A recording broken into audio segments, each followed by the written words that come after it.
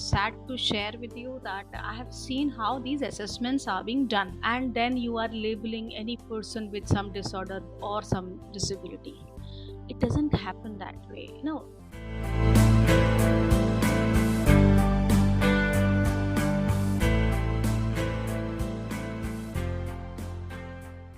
You are listening to Inner Shift podcast. Hey everyone, welcome to my podcast. My name is Santu Nandi and I'm your host for the show. Each week I interview people who bring transformation in their lives, create a massive social impact, and help us to produce an inner shift within.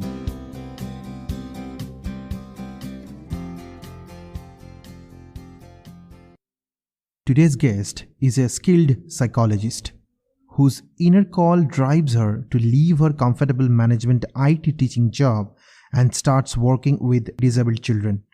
Today, she is a successful psychologist and a counselor, along with her unconventional method of therapy. Her insightful and intelligent approach bring a great help to children and adults. Her name is Uma Sharma. At present, she has her own foundation, Saral Solutions, where she provides all types of services regarding mental issues. In today's podcast, she is going to share some valuable information about disability, mental health, and parenting. These insightful thoughts is going to help you in your journey of transformation. So, without any further ado, let's welcome Uma Sharma.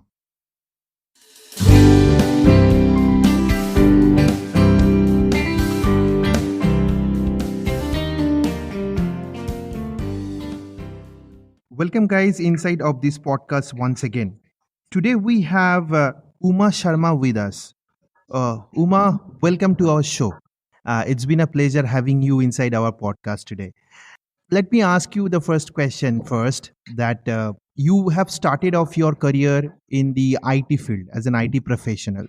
Later on, you have changed your mind and you right now working in the psychology field, helping people to overcome their challenges. So my question to you, that what exactly inspires you coming out from IT sector and start working in the field of psychology, helping people to overcome their challenges. So if you could share your journey over here. Academically, as you said, that I started my professional career as IT expert. I was uh, teaching in colleges, postgraduate colleges, MBA, MC, and all.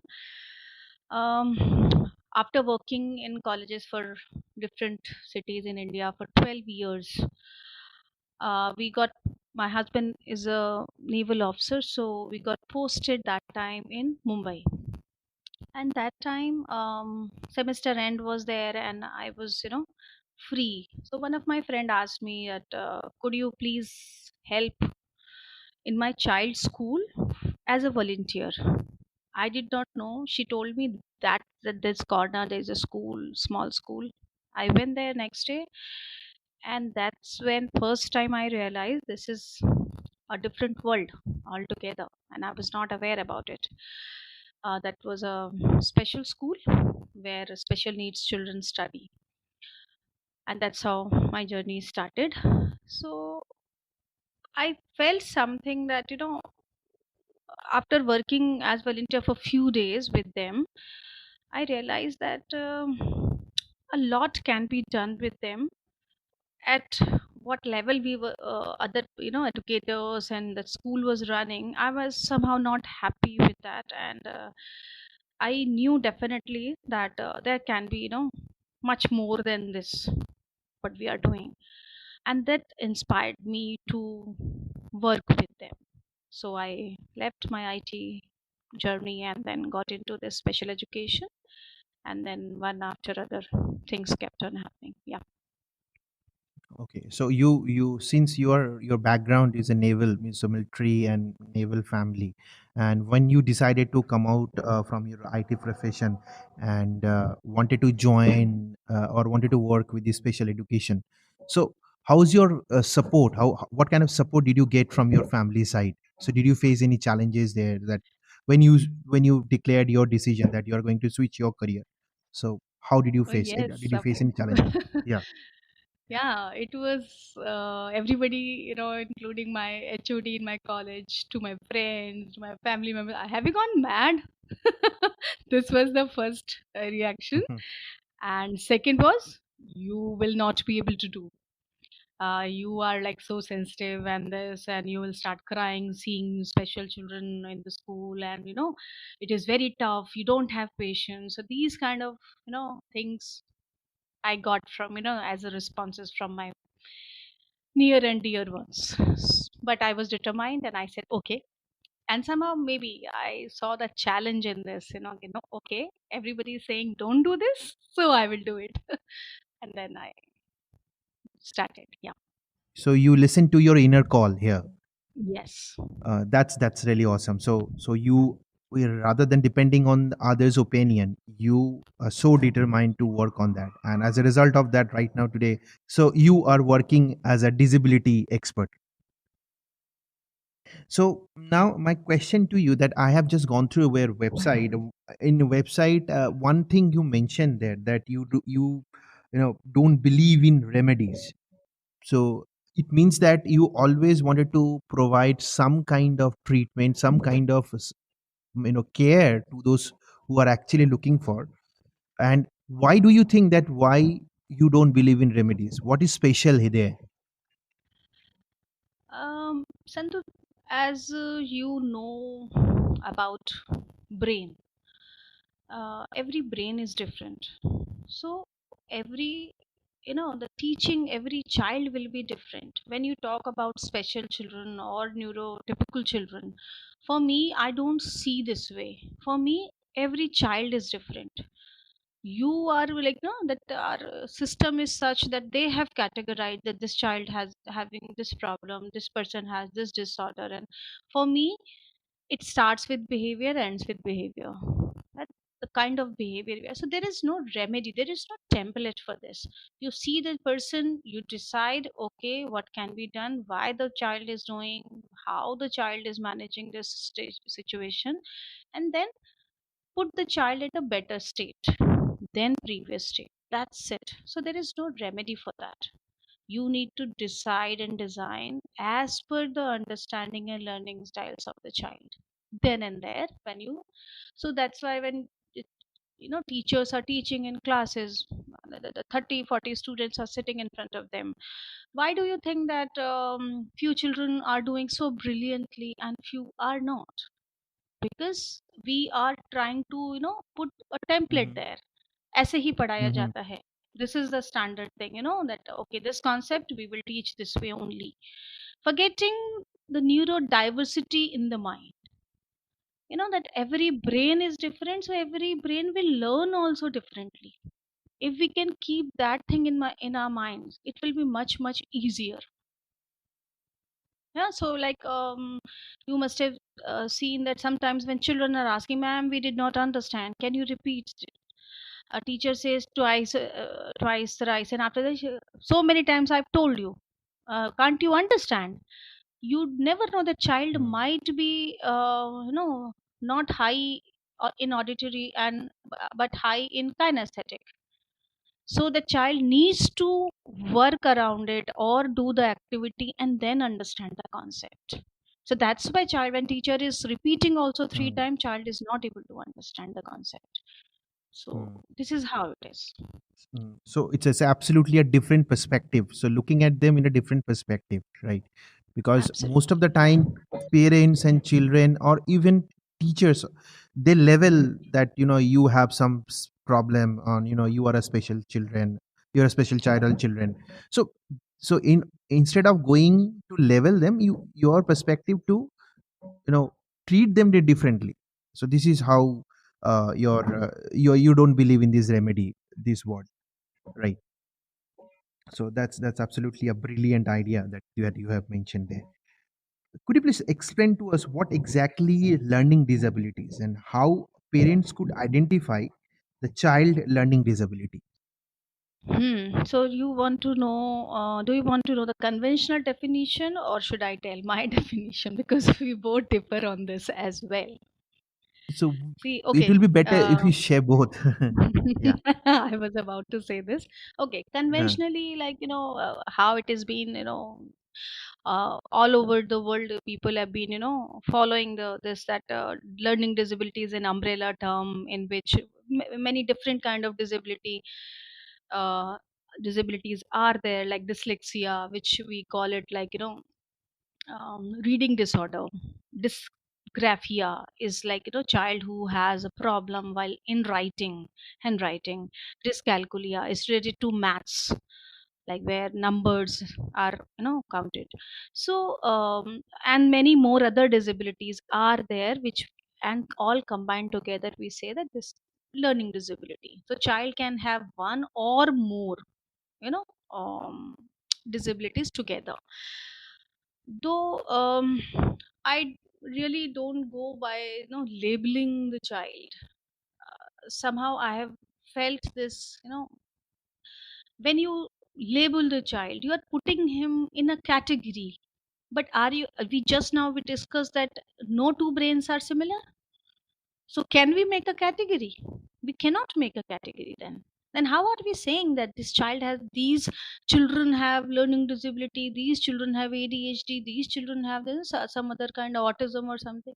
Can we put them in a category? No, we cannot.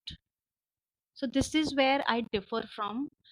I see a child and I start working, as a neurotypical child. I don't even look at the child, child's assessment reports they come with, and and it is a huge stigma in our society, with these labels and all.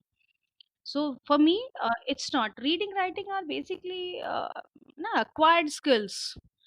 If child is not able to read, means there is something somewhere in the brain, something has gone wrong. So you need to work on that. Not that putting the label and then say that okay, this child will learn like this only. No two children will learn at the same pace, at the same manner. So we are not born to read. Actually, this is not like, from inside we have got, it's a skill. So a skill can be taught. There is no one way to teach, one skill to everybody. You learn differently, I learn differently. Those two children, those who are suffering from LD, like the people say, they also learn differently. Then how can we teach them together, or maybe that same way? When I was doing my special education, I saw a lot of templates. If child has this kind of issue, you are supposed to teach like this. And for a long time I kept on working on this, and somehow I was not never satisfied with this. How it is possible when you are saying every child is different, but you are teaching in the same manner two children, and both have different learning style, both have different pace of learning, both have different, one wants to hear, one wants to see. So there is, subjective experiences hai children, okay, like they have how they have learnt. We hmm, need to figure out that and then work on it. hmm. So as you mentioned over here, the assessment part, often psychologists or the counselors, they come up with a solution of test, EQ test, IQ test, and personality test. So Yes. what is your view? Because I personally, because I also study psychology, and I have found that this test somewhere really doesn't come out with a solution that if a boy is a certain level of IQ or EQ, it means the person will perform in a certain level, certain way in future. So what is your view about this test? So as you mentioned, so does this test, or does this specific test really work in real life in order to help them out? Um, no, Santu. I disagree here on this part that assessments work. We we are again doing the same thing. We have, made some standardized test, and I'm sorry, and it is very sad to share with you that I have seen how these assessments are being done, and then you are labeling any person with some disorder or some disability. It doesn't happen that way. When those standardized tests I'm talking here specifically about uh, assessments in disability sector. When those assessments were standardized, first of all, they were, in ideal conditions were made. Now we never had those ideal conditions when we are, doing conducting these tests. So half of the time that variables are, varying here and there, and you are just trying to somehow make the child to do those activities whatever are written in the assessment, come what may types, that today, okay, we have to finish this assessment, so let's do that, rather than understanding that, you tell me as a professional that, if somebody takes you from one place to other place and, make you sit in one room and say start writing here, do this, do that, how uncomfortable you might be at this, with this. So, and then forgetting that rapport building is so very, required. Even I would, be very uncomfortable if somebody does like this. You never know if I had some different experience regarding the similar kind of situation. Then I will be triggered and I'll keep sitting and I'll not even perform, though I knew the answers. And then how psychologists and therapists are going, okay, this child has, out of 40 questions, this child has given 30 answer correct or 20 wrong or this and that, and make some, fitting into some table, okay, child falls in this category. And same thing happens when we are talking about mental health assessments, like personality assessments, and that you're putting some questions and some answers, and have you seen mental health assessments like, personality, yeah, never yes, no, or can't say, or some kind of, answers are there. People forget in between also there are many more perceptions, and we are not even considering those. And knowingly, like, every person is different, every brain is different, you are again trying to put them in some disorder, like, okay, this has to be like this, okay, this is all these symptoms are there, okay, this person has this disability, okay, this person has this disorder. It doesn't work actually. So that's why you will see on my website also, now also I'm telling you, I don't do assessments. I do my own assessment. So what do you do exactly? Like, could you share your modalities or your methods, that how you um like understand and identify, and later on you start working with the child or with Yeah, children? I see that what is not working with the child, how a child is learning. First, I check how child is, how child is learning, and I adapt that his style, and that's how, see, the best way of working with any person, put Hmm. that person's check first what is the, reference of that child, you know Hmm. uh, and put everything into that reference. Like, if I was working with a person who used to love the Spider-Man, and, a child, Superman and all. So I started with this only, that okay, we are going to this activity like this, and I can't tell you the entire because it's a big activity, but long activity, Hmm. but um, child immediately catches, okay, first is rapport building is very important. So first I go for rapport building, which a lot of places people think that rapport building means playing with the child, which Hmm. is not. If you're playing with the child and the child is playing with you nicely, it doesn't mean that you have made the rapport with the child. And while doing this, I try to see, analyze the behavior. Thank God I have learned how to analyze the behavior. So I use Hmm. this into my therapy with anybody who comes to me. So this is for my audience of those who are listening this podcast right now. Many of you have already done your personality development test and EQ test and IQ test. Guys, trust me, don't believe this test, because this test is quietly subjective, as Uma mentioned rightly. That test, a certain test really doesn't mention what is your quality, what is your problem exactly.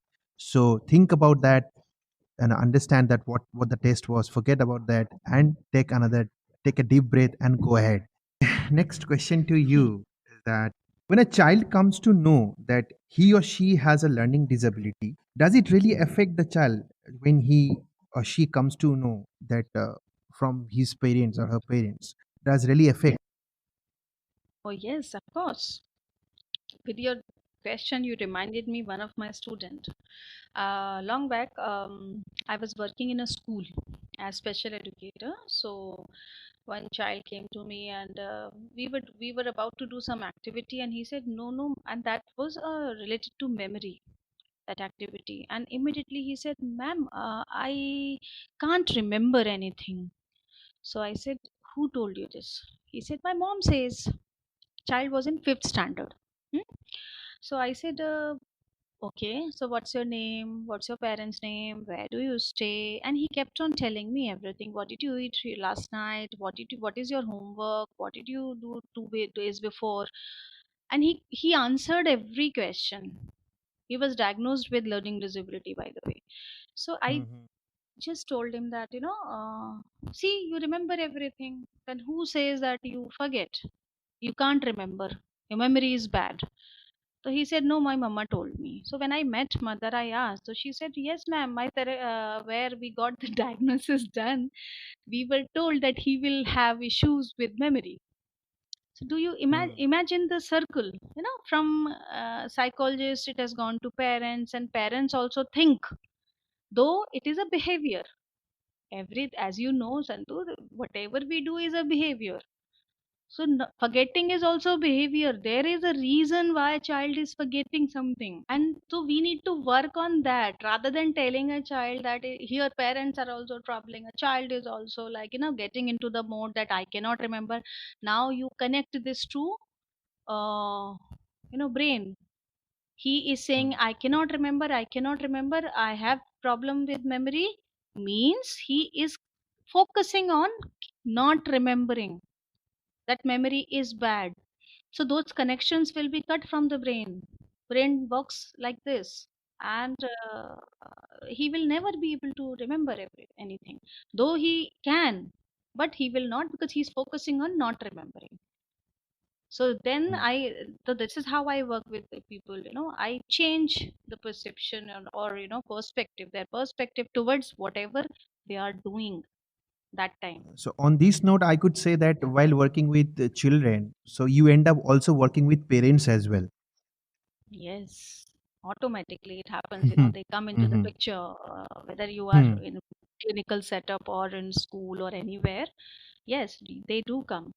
So yes, I do work with parents as well. What are the difficulties, what are the challenges do you face when you work with a set of parents who have a different mindset, who have a different psychology, different thought process altogether? So when you give them realize or give them something to realize and identify the problem is not exactly with the child, problem lies within you, it's within the parents. So how do they react and how do you handle such situations? See, the moment you say that, child is fine, and issue is with the environment, or the way parents are behaving, parents become defensive. Simple. Who wants to take the blame? No one. Hmm. Hmm? So yes, it is a problem. And second, I have realized is, even if parents are ready to, believe or ready to change, they are not consistent in work. See, alone child will not be able to manage, the entire Hmm. uh, Hmm. environment control and everything. So there is a teamwork. Even when you are working in a school or a hospital setup or clinical different setup, everywhere you need a team. In team, siblings will be there, peers will be there, uh, teachers from school, parents, and neighbors. It's a teamwork. But what do? Even in special education, it is pretty surprising that one child is going for 2 3 therapies, like one for special education, one for occupational therapy, one for counseling, and all three therapists are not connected with each other. This is the sad, very sad part about, the entire system of therapy. What I have faced, I have realized it because I'm also part of it. So Hmm. that's why why now, like, I can share with you that that's how I went for counseling. When I was working with the parents and children, I realized that, somewhere you need to do some different kind of because as a special educator, I was just teaching, the child, or maybe helping him to learn things differently. So I went for postgraduate diploma in guidance and counseling, and then after doing that, I realized that this is not what I was looking for, because counseling is just like talking will not help. So I went for an LP after that, and then later as you know, that NLP is not. I did my master practitioner as well, but in India, you know that it is not recognized as academic qualification. So I went for a master's in psychology, and I did my master's to get into the okay, fine, therapy mode. So I combined everything together and I do. So yes, it helps when you are, and most of the time, Santu, you will realize that issues, whatever child is having or facing, it is stemming from childhood. Somewhere child had some kind of, experience, and he became like this. So to understand that, NLP has helped me a lot in that, to analyze that from where the problem is coming. So rather than working on symptoms, now I work on the core issue. It reminds me one very important question right now, that as you are working with these children, special children, so what do you think, is it genetic, or it comes from the environment? World will go against me if I try to say something here. Yeah, few things can you can say are genetic. Yeah, the see, while in my journey, I missed, like, that after doing psychology and all, I thought that the way things, I'll come back to your question. Okay, so after doing, I realized that the way we are teaching children or dealing with, people in mental health, somehow there is some gap. So who is working, all therapists and all special educators are working. So I went for I became a master trainer to train them, so that I thought, that okay, see, there is, with all my qualifications, you will see there was a um, reason to go for that particular course or, degree. So I went, then I started working with the skill councils for persons with disability. That is a skill council where we train trainers to work with special people. And for the same thing, for mental health, I went for TIS. I teach in college, Tata Institute of Social Sciences, where I'm teaching child development. So in that child development, I teach prenatal, postnatal, and entire, uh, lifespan till 8 years is the syllabus for them. That how these disorders are being there, like when child is born with some disability or some this thing. So how, like, if if child doesn't have one hand, or can't hear, or can't speak, how this happens. So I started working, and I started my research on this for long. It's been long time, and I'm still working on it. And I realized that child starts experiencing, everything when child is inside in the womb. Brain starts developing at 4 weeks of conception. So you can imagine that 4 weeks of conception, and child starts experiencing whatever is happening in outside environment. So how important it is, and child is perceiving, and then as you know, that how do we take information, like delete, distort, generalize. So when child is born, child is already, something has happened inside, and then child is born. So when people say it is genetic, you can call it call genetic, but yes, um most of the cases till now in my research, wherever I have taken history from parents, case history, for my research, I have realized that yes, parents were like mother, specifically mother was going through emotional trauma, or for longer duration, in depression or some kind of anxiety, and it has affected the child, and child is born with some kind of disability or other. Yes, there are some other evidence also that, the children got high fever and later they developed this disability. I would still go by what I feel, that, why child had fever then, why it happened only, like, that why child got, see, that our mind body is connected, it's one system.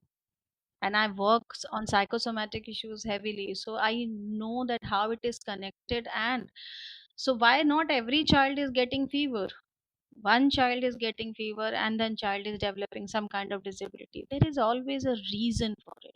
So how, see, Santu, in all this, analysis is very important. I've been practicing for long now on the same, concept, and I've realized that all my cases have been, successful in the sense, I get success. Whatever I decide for the child, that okay, this child can reach here and can do this, and child is another person. The same way in mental health also I do a similar way. I reached the core issue, I within 2 sessions I finished the case. At times people are not ready to believe that, oh, ma'am, it's done, we don't have to come. But that other therapist, other psychologist was saying that we have to come for 1 week or 6 months therapy or something like that. I said, no, it is done, go. So it's all depends how better you are at your analysis. So, I have seen a lot of parents nowadays, they just impose their children to be the number one because it's become a rat race. You are also aware of that. So they are all just pushing their children. And that's why number of depression cases are high in India. Children are getting a lot of pressures, a lot of stresses are there. So what do you think that parents also teach their children how to overcome the failure as well? Because most of the time whenever a child fails, what happens, the child was completely shut down, like, and often they commit suicide under pressure. So under such circumstances, that parents must be educated how to handle failures, such cases. So what is your view, how parents can learn to teach their children to overcome failure? Parents need to teach anything to the child, they need to give that experience to the child, no? That in the environment, now let's take a simple example, that if you have parents have to go somewhere, and their cab is, they have called for a cab and the cab is not reaching in time, and parents are being hyper and shouting at each other, or in the, or shouting at the driver over phone that, where are you and why you are not reaching, we are getting delayed to go somewhere. Child is observing everything. So what are you teaching your child? That in a panic situation, what to do? Be hyper, become hyper. Hmm? You can, it's okay to shout, it's okay to scream, it's okay to, make faces and, raise your voice. So unknowingly, see, intention of parents was not wrong. No, as you know that, we say na in NLP that, all behaviors have positive intention. Parents were getting agitated because they were supposed to reach somewhere in time, but what are they teaching unknowingly? That how to behave in a panic situation. So if child has learned this depressive thoughts, or these kind of understanding, that how to behave, like if my marks are not good, what will my parents say? It is because he has gone through such experiences earlier at home or in school. either way. Like, see, we will not be always saying that parents are the, whole soul responsible for this. Maybe some teachers also, like in the school also, that it comes in environment. School is also part of environment. So yes, if parents, awareness, and to awareness is the first step for anything. If you become aware, then only you will do it. Do something else. Like your clothes are dirty. When do you change your clothes? When you become aware about your clothes are dirty, or you have to go somewhere else. You get aware about something, and then you go. You take next step. So when parents will be aware about that, what are they doing and how the child is learning. So when parents come to me, I do this. I take separate session, and without that I don't take any case. I don't take case when only child is involved, or even if it is an adult child, because again the same problem will come. So parents need to understand that why, how the child is behaving the way child is behaving right now. Somewhere that Mm, they need to reflect on, and uh, did they teach the child the same thing?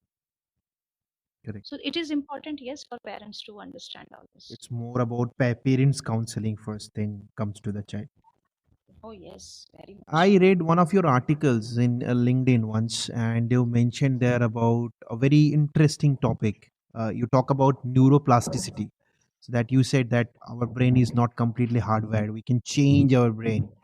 Like right now, what new research has just said to us. Mhm. So could you please put some light into this matter? Like what is neuroplasticity and how, so that people come to know, those who are thinking that brain is completely hardware, we cannot change our mindset. So how neuroplasticity can help us to overcome this kind of thought process or mindset. As you know, that neuroplasticity is basically ability of the brain to undergo biological changes.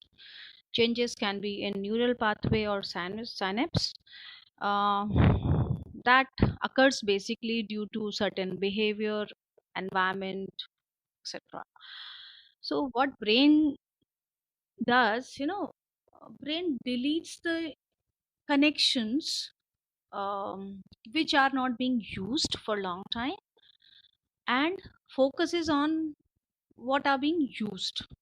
So now this is a very simple, a beautiful concept. I love this concept. This applies everywhere. Now let's take a small example of a person says, I can't do this, I can't do this, some skill. Okay, I can't stand on the stage and give a lecture. I'm just saying, very shy or something. I can't do this, I can't do this, I can't do this. What he's being reinforced? Cannot do this.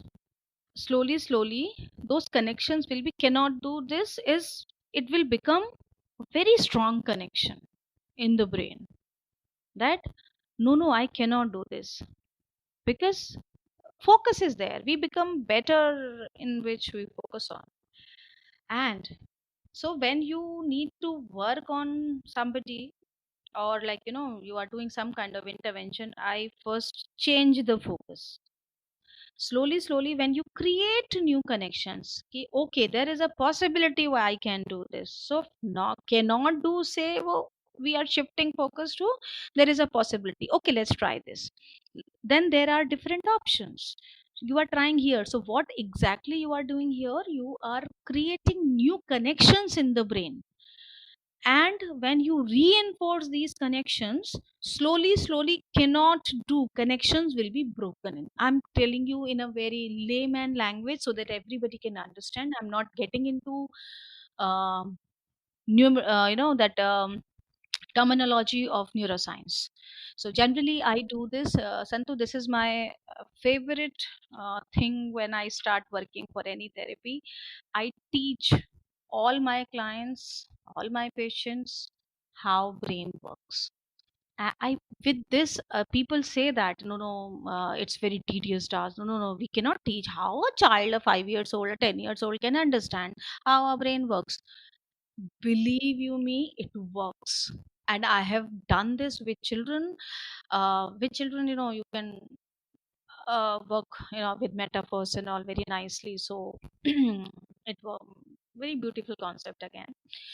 Um, when you are creating new connections and breaking old connections, then this connection will not be there, and the new connections will be there, and that's how brain is plastic. It will change. It's continuously changing. It is continuously changing every minute. Like, we are talking, you are getting maybe a lot of new information. I'm not sure whether it is all new or old for you, but yes, when you are doing this, you are creating so many connections in your brain. And when you will, if you read more about neuroplasticity, if you more work like this in your brain also, you will see that earlier few previous unused connections will be broken and new connections will be made. That's how brain works. Yeah, so this is a very simple. So I use this concept extensively in my work and teach everybody that um, this is how it is. Very simple. Make them aware. Teach them working of the brain. Then unlock the deadlock where they are being stuck. Move, shift is required there, and reinforcement, and your case is solved. Great, absolutely great and fantastic. Even how passionate you are, it reflects on your voice right now. The way you are Yes, saying that. I am, Uh, and I need to be stopped for this. Okay, mm. stop it now. Time is over. Otherwise, I'll continue. Could you please share any specific technique of neuroplasticity in order to change any bad habit so that my audience or my listeners could learn from you that some new technique from your side? Very simple. Use it or lose it. So, if you are using that I'm fat, you are using it. If you will lose this, you want to lose that, like, no, you are not. If you want to become, thin, what will you do? Change the focus. You will, if you will not use it, you will lose it. Means the connections which are not working for you, stop focusing there. Work somewhere else. This is again, every person works differently. So yeah, flexibility definitely is required. Yeah. But we can come up this conclusion that by changing focus we can change our neuroplasticity in our brain, Oh, so absolutely. we can again Absolutely. change our bad habits as well. If a Absolutely. so this is very insightful information that you have shared just now with us. Let's come to this counseling part, that you also do a lot of counseling with people. So as far as counseling is concerned, what is the biggest challenge in India? That people think that if I take my son or my daughter to a counselor, my neighbor would call my son a mad, or my daughter is a mad. So there is a stigma. They don't want to take their children to a counselor uh, in spite of that they have a problem. So what is your views, or how do you think that it could be resolved? If you share your ideas, your point of views there. Hmm. So yeah, it is there, but I must say in last few years, definitely parents have, or people themselves also, they have become more open towards this. When you can go to a cardiologist or gynecologist, why can't you go for a psychiatrist or psychologist? So people are open about it, but still, I'm yet my 90% of the cases are, ma'am, kisi, please don't tell anybody that I am seeing you. This is the tagline they get with, that, ma'am, we don't want to Hmm. tell because we understand this. That's why we have come to you. But people don't understand. So in their mind, still it is that what people will think, what people will say. Hmm. Specifically, I'm telling you about girls.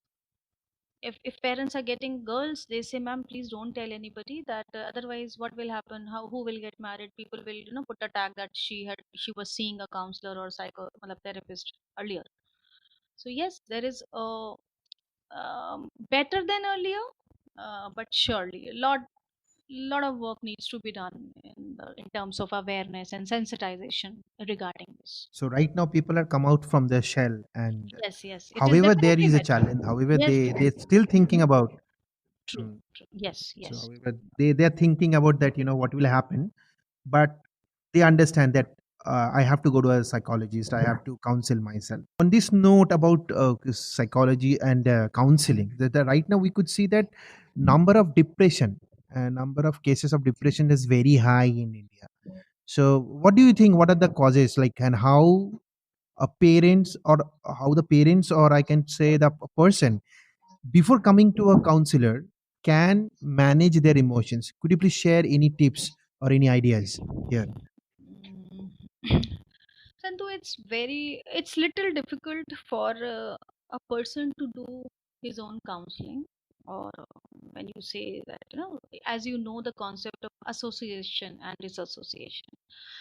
When I'm trying to figure out that what is not working in my life, because I'm associated, I'm not able to see from the other perspective. So when you go to a counselor or a therapist, you that person's job is to tell you the other perspective which you are not able to see. So I think it's better to go for a therapist, go for a professional, so that you get a different perspective and you some guidance. Not everything you can. The only thing, before going to a therapist, are you prepared for it? Many cases I have seen when people come Mm, thinking that they are very open in their thoughts, and okay, I'm having some kind of depressive thought, let me see a counselor, and then they go. And when the counselor or therapist is telling or showing the other perspective, or being like, I'm very open in my therapy sessions, I tell immediately that this is going wrong here, and you want to work on it, it's your responsibility. Then only we are going to go ahead with the session, because they find it's very difficult to accept the truth, and most of the cases people deny and don't want to go for it. mm, So I have a few cases, yes, mm, people have left therapies in between, uh, that because they didn't want to work on it, because it was tough. So before going to a counselor or any mm, therapist or psychologist, please be prepared. Okay, okay, whatever is there, the person is professional. You need to trust the process, believe in your professional, and then take the responsibility, that okay, I will take the responsibility of my life and I'll work on it. So this is the only thing. Yeah, very very simple. simple but Yes. very amazing and effective information you have just shared with us. So now we have just reached at the last part of our interview. So this part is called, fast forward round. I'm going to ask you some questions. Oh, Yeah, and all you have to do, you have to answer these okay. questions very fast. So are Okay. you ready for that? Yeah. So my first question to you: what drives you to get up every morning? For my yoga and pranayam, I love to do nowadays. I'm heavily into my pranayams. So even if it's a Sunday, I get up the same time, early morning. Yeah. Second, one habit that keep you on practicing every day to bring your inner shift. Mm, okay. See, there is. I know that people need help. You know. So if this is my personal experience. Though you said I have to answer very fast in this, but again, I'm taking little time. That more you can help. I get healed when I do therapy. So this is one challenge. I say, okay, if some issue I'm struggling with, I get some case, and while doing therapy, I get my answers. Now the next question to you, that three books you would recommend to my Oh, listeners. there are many. I read a lot, so still you want only three. So okay. The Brain That Changes Itself by Norman Doidge. That's wonderful book. It has changed my perspectives about brain. Second, I would say I work a lot on movements. So Dr. Moshe Feldenkrais, his books, all books are amazing. So you can say Awareness Through Movement or Embodied Wisdom. These are amazing books. So one you can take from here, and one is Dr. Mel Levin, A Mind at a Time. This is also beautiful book. So though you asked for three, so I'll stop here. And with this one, Santu, I will take you now 1 minute to say this. There is one movie which is for special needs parents. I would like to recommend, which I do for every parent, how a journey of a, there's a story of a child who had autism and how his parents worked on him. It's a Sunrise. A movie name is A Miracle of Love. Ron Kaufman is the child. It's a real life story.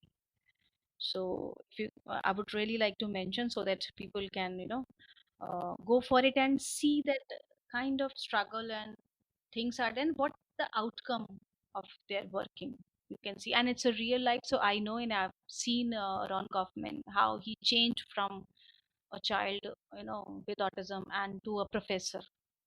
So this extra information, yeah. Yeah. Extra. Yes, yes. So it's a Yeah, cherry you on the can call cake. it.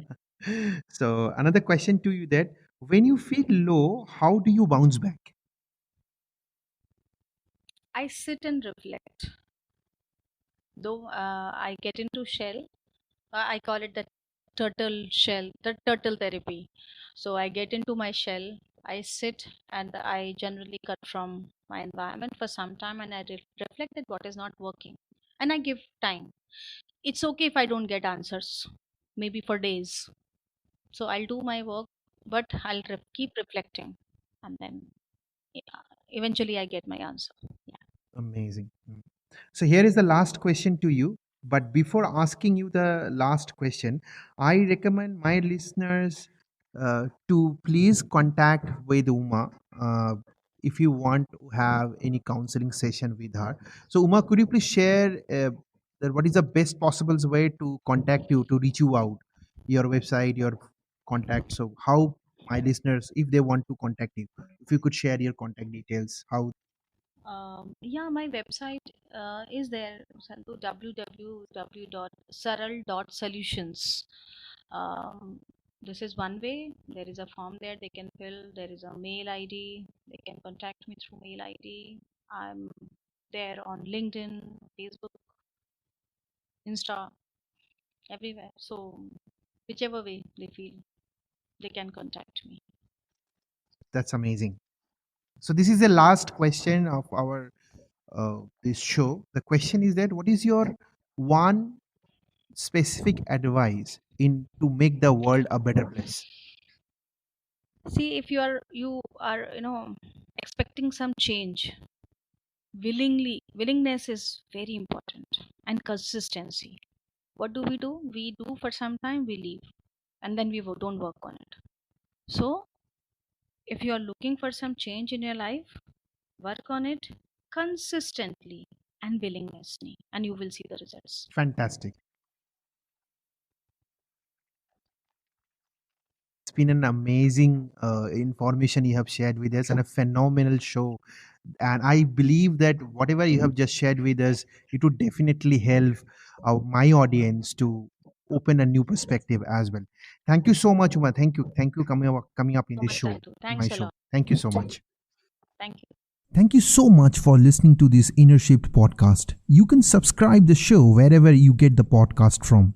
I believe you have learned something that would help you to open a new possibility in your life. Thank you so much for listening, and I'll catch you next. Till then, sit back, relax, and reflect on your inner shift.